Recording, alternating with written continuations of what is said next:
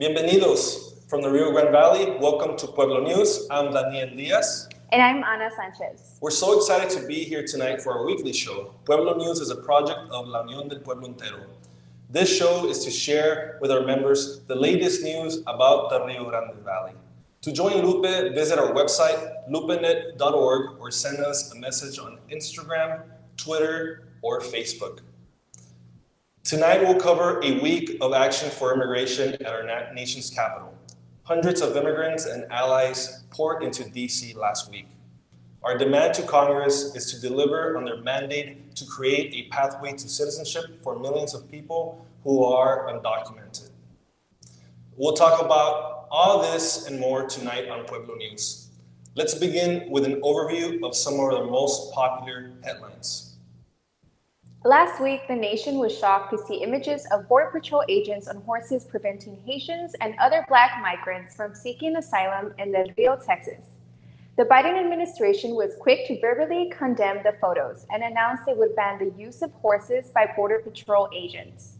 But they stopped short of making any meaningful change to their immigration policies that would prevent this violence from happening again.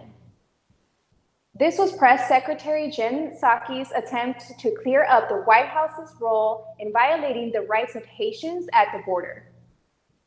First of all, they're not deportations. People are not coming into the country through legal methods. And again, our policy process has continued to be the same with Haiti as it is for anybody coming through for the irregular migration across our border. I'd note, as I did yesterday, that as we've applied our border restrictions, as we've applied our immigration policies, there were more than 90,000 people who departed the country, who attempted to cross our border in the month of August. That was even before we saw the horrible photos that we saw of people gathering under the bridge. There is a process that is in place as people, whether they're coming from Haiti or any part of the world, goes through. So what he has asked all of us to convey clearly to people who are understandably have questions, are passionate, are concerned, as we are about the images that we have seen, is one, we feel those images are horrible and horrific. There is an investigation the president certainly supports, overseen by the Department of Homeland Security, which he has conveyed will happen quickly. I can also convey to you that the secretary also conveyed to civil rights leaders earlier this morning that we would no longer be using horses in Del Rio. So that is something, a policy change that has been made in response. But separately, all related, it's also important for people to understand what our process and our immigration process is and what the steps are that are taken. Black Alliance for Just Immigration blasted the White House's response as an exercise in playing with words to avoid responsibility and accountability. The Haitian Bridge Alliance posted an image contrasting President Biden and First Lady Jill Biden in Little Haiti during his campaign to how his administration is now targeting Haitians at the border. Reverend Al Sharpton joined the Haitian Bridge Alliance in Del Rio and had this to say. Homeland Security Secretary Marcus last night and told him that we wanted to come as faith leaders in our prayer and call for total accountability of what happened here. Not only the debate whether or not it was whips used on the horses on them, the fact that you could look at the weaponizing of horses alone caused concern.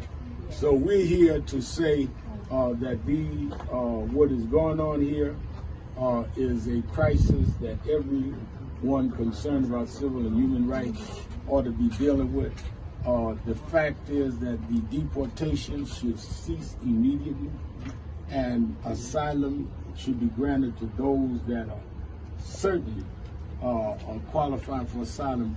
If you come from a nation where the president has been assassinated in the last 60 days, followed by an earthquake, followed by a hurricane, I don't know how you can more qualify for asylum than that.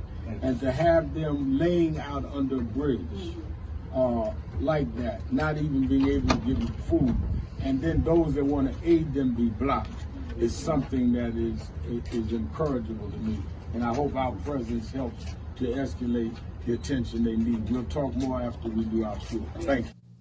Locally, Representative Henry Cuellar also attempted to justify the Border Patrol's use of horses and ropes against Black asylum seekers. In an interview with CNN, Cuellar tries to rewrite history and tell us that the photos are all just a misunderstanding of what Border Patrol agents do. Here's a clip of the interviews. Well, certainly we got to make sure we treat all the immigrants with respect and dignity. But I will say this, Border Patrol has had those horse brigades for a while. They've had them for a while, number one. Number two, they don't carry whips and they do not carry lassos. I think the picture you're talking about, at least the one I've seen, is the rein of the horses. And should those be used? Should those be used even if it's a rein? Well, again, if there was a problem, it should be investigated, and I think that's it. But we cannot paint the Border Patrol with the same type of paintbrush. Look, what are they supposed to do? Just stand there and let everybody come in? The answer is yes, Congressman Cuellar. Anybody seeking asylum at our border should be promptly and safely allowed into the country.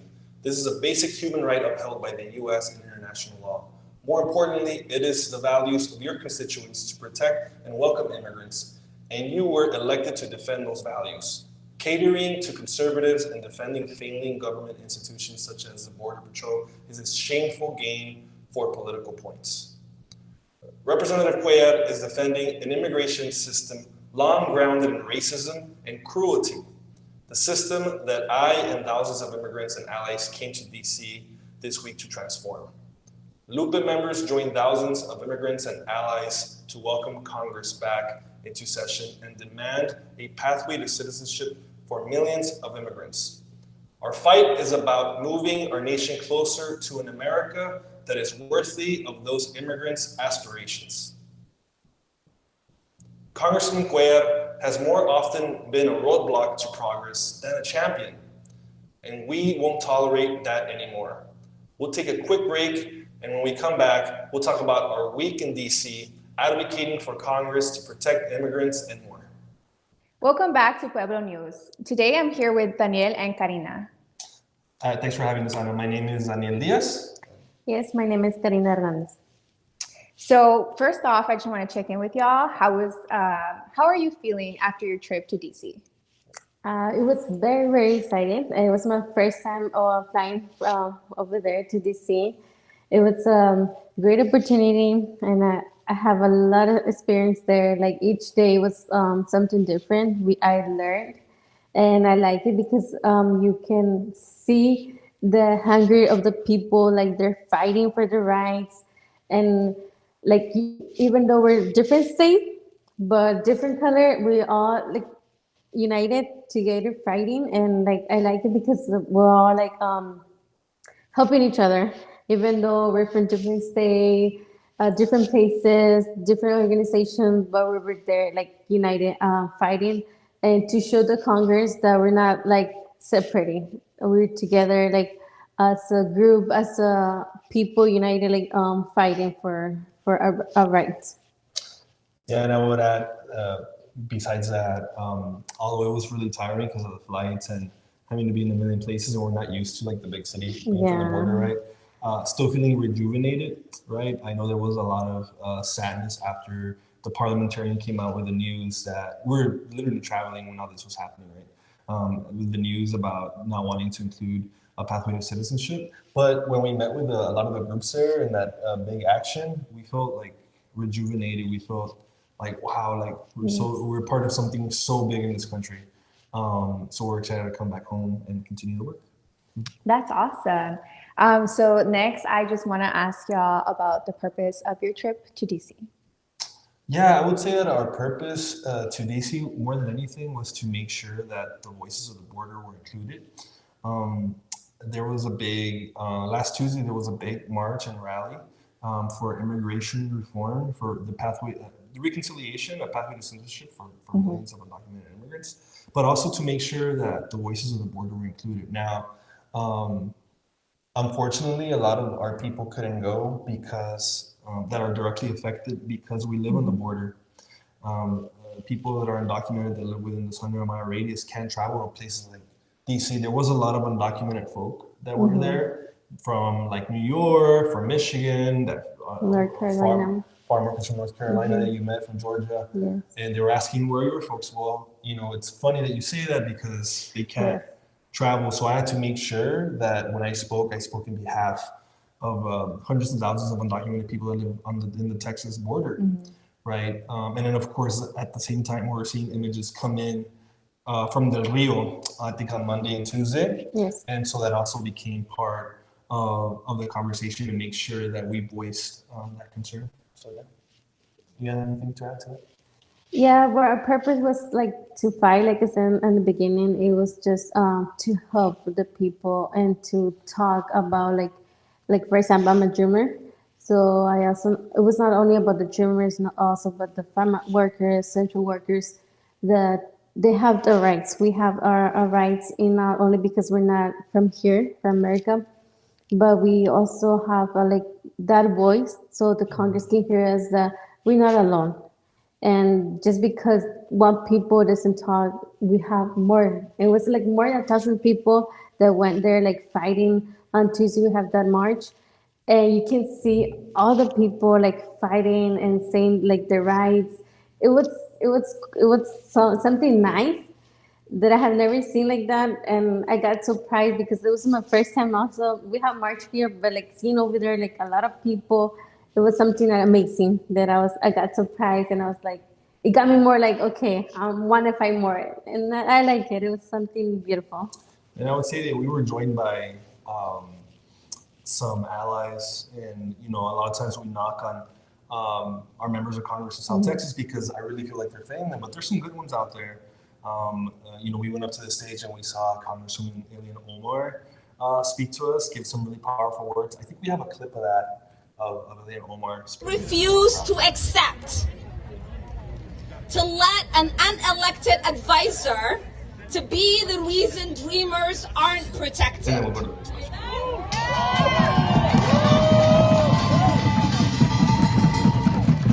We have to refuse for a single senator to go home without explaining to their constituents that the reason they didn't get pathway to citizenship is because they didn't stand up to an unelected advisory parliamentarian.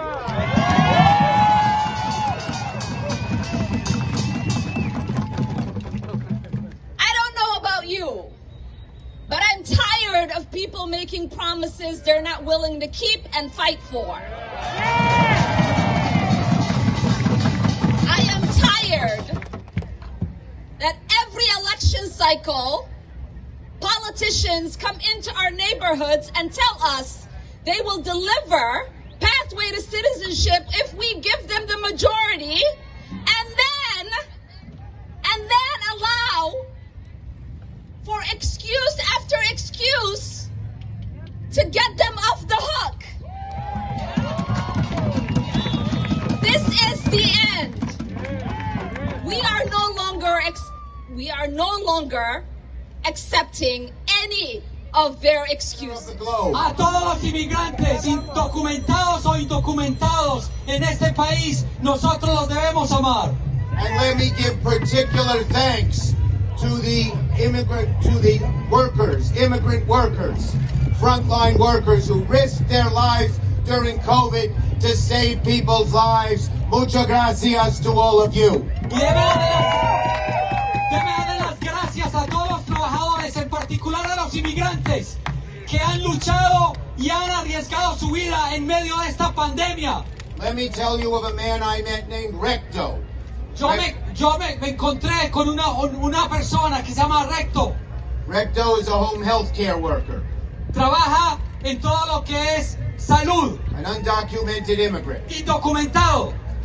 He, every day before COVID, would get on a bus in the Bronx and travel a few miles to take care of 3 elderly people.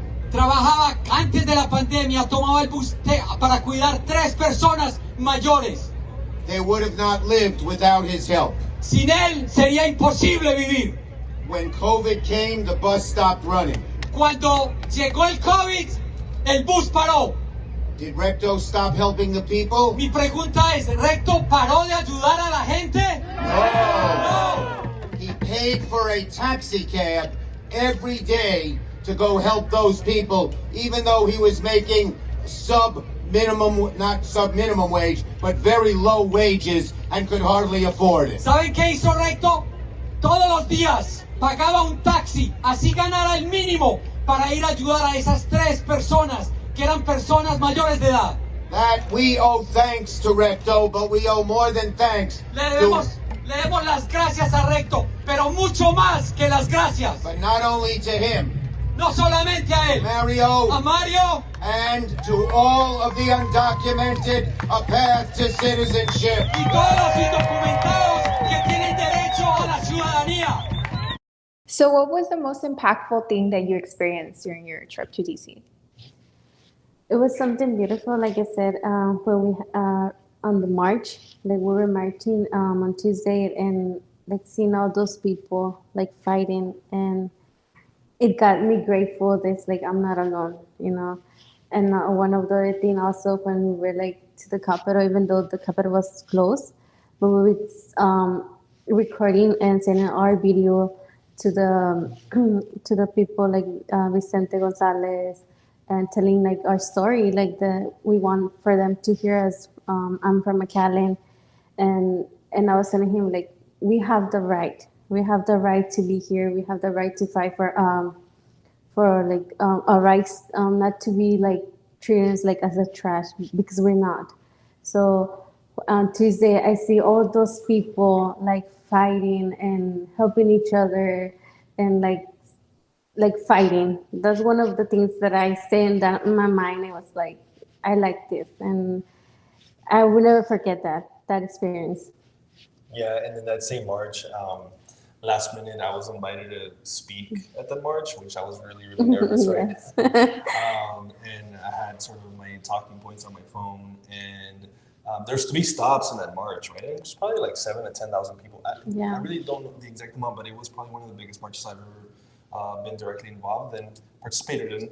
And so the second stop was in front of the ICE headquarters. And when we get to the ICE headquarters, it's surrounded by security and ICE agents, like what I suppose were ICE agents, right, protecting their building, right, from their view. And they're telling me to rush to the front because I'm one of the next speakers. So I run up there and I give about a 3 to 4 minute speech. And it was a really big moment for me because at first I've never spoken to a crowd that big. I've never spoken to that many. I've never spoken in an environment with that many ICE agents, literally like 100 feet from me at the same time, and with that many cameras, like so much at stake. So I was really nervous, but I felt that because I spoke more genuinely and more direct, and at the same time making sure that the voices of the border were included in that conversation, right? And explain specifically why border residents couldn't be in DC. Yeah, thank you for sharing that. So, I mean, on the other hand, I do want to ask what type of obstacles or any setbacks that you guys experienced in DC? Yeah, we got one story. We got one story, a good story. It was something I got surprised seeing. We went to the Senate building? Senate building, Russell building, where the senators are at. Yes. So we have the right to be there. We had like security stuff and they write our names and everything. And then one of the lady, she saw us like really weird, like judging us, like, you know, like looking at us all weird. And like I felt like, why? Like, you know, because we're different colors doesn't mean you can see us like that, you know. So she started asking a question, why were we there and other stuff. And like, well, we have our stuff. You know, we have the stuff, our stuff that he let us let in, right? And then all of a sudden we start walking, and then she comes with, she went to the security and called us, they will be there, like, you know, and the security came and asking all questions. I was kind of scared because of like, oh, what about they put us in jail and other stuff? But then like, see, my heart was broken because seeing why they judge us like that, why they put us like we're like, I don't know, like strangers, like seems like you don't live here, like you don't, I don't know how you say in English, that you don't belong here, you don't belong here. I'm like, but we do. And I'm like, we do. Then our team stand up like affirm, like, no, we're not gonna leave, and we stay there, you know. Yeah, they ask us questions, but they kick us off. But we were still fighting. We didn't give up. So, Yeah, I was pretty upset. I just kind of had to hold myself, just because I knew that a lot of the ladies that were there were also immigrants and undocumented, and the police was being very aggressive. But I would say that total Karen moment. You know, we were minding our own business, going to the next Senate office. We weren't even bothering the Oklahoma senator. We weren't even gonna go knock on the door. Lady comes out, you know, starts questioning our presence there. yes. Like, what are y'all doing here? And then we walk away, right? Like, okay, let's just get out of the way. And she just kept following us, right? Sort of Yes. like on us. And then she goes to security. And of course, security eventually pushes us out. The scary moment is that Areli, one of the organizers for the United Farm Workers, who was self-proclaimed leader of the group, because they were asking who's the leader of the group here. They started questioning her, talking very aggressively, asking for her social security number, which is when things I think got scary, Yes. right? For a lot of the folks that were joining us who were doing like lobbying there, and essentially we got kicked out. Interesting, we were let in through the legal pathways, through security, by staff that works in Santa Russell building, but we were also kicked out by other staff, which just kind of shows like the ugly political divide, the white supremacists that is very much alive in the Russell building, the building where Marco Rubio and Ted Cruz and Mitch McConnell, but also like people like Bernie Sanders, Tim Kaine, other senators were in there. It was interesting, right? We saw Marco Rubio walking around, and Tim Kaine, the vice presidential candidate, like 4 years ago. It was pretty. It was a trip, right? Seeing all that being in that building, like with a lot of power. A lot of, Yeah. So yeah. Oh, I'm sorry to hear that, and I'm sorry that y'all had that unfortunate like experience. But I'm glad that y'all were able to like get through that, and that you guys stood your ground, and that you know you were able to get your voice heard regardless of that obstacle. Yeah, for sure. I think that at the end of the day, what was really cool was that we were pretty strategic as a group. We had cameras in there with us. We had the Univision and Telemundo stations from DC, like the DC stations there capturing this. At the end of the day, still got to knock on a few senators' doors and talk to the staff. The last one that we knocked on was Mitch McConnell. Everybody knows Mitch McConnell, and the Republican senatorial leader. Got to knock on his door, right? And I told the staff, you know, is Senator McConnell here? Of course, he wasn't there, but we invited him to work in the fields for a day. That was a lobbying ask that day. Can the senator work in the field for a day to feel what it's like to actually work out in the sun, and maybe they could be a little closer to supporting us. Yeah. So you ran into Congressman Vicente Gonzalez outside the Capitol. Just today, we got news that Representatives Gonzalez and Vela are listening to our demands and no longer will block the reconciliation package.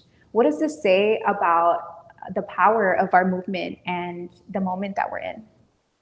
Yeah, and you know, we can talk about it. We were out there, and you know, speaking of obstacles a minute ago, it was very difficult to visit our members of Congress because of COVID restrictions when we were out there. But we made sure that we did everything possible to figure out where we're going to find these members of Congress. And you know, because we're on the phone calls with them, they wanted to set up Zoom links and calls with staff. We're like, no, we want to talk to the congressman. We want to talk to Vela, Gonzalez, Cuellar.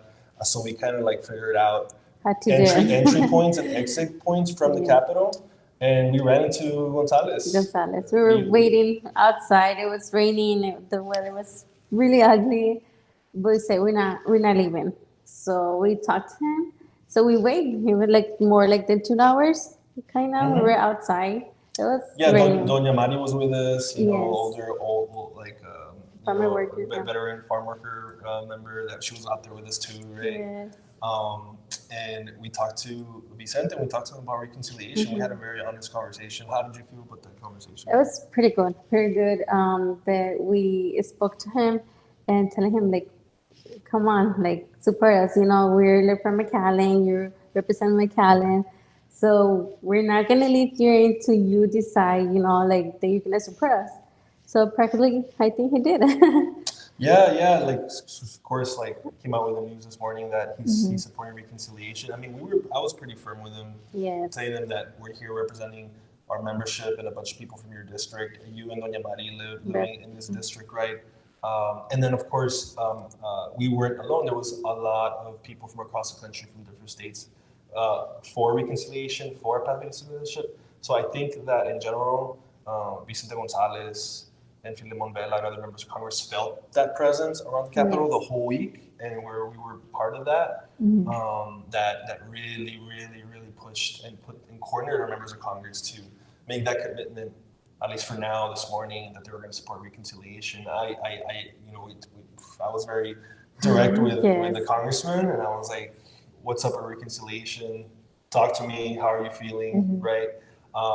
He was a little shaky, right? It wasn't like a very firm commitment then. But after a more full conversation and after everything that he's seen, I think he's feeling that it's the right thing to do, right? So we're happy that during that moment he got to hear directly from constituents of his that within his district that were there to talk to him.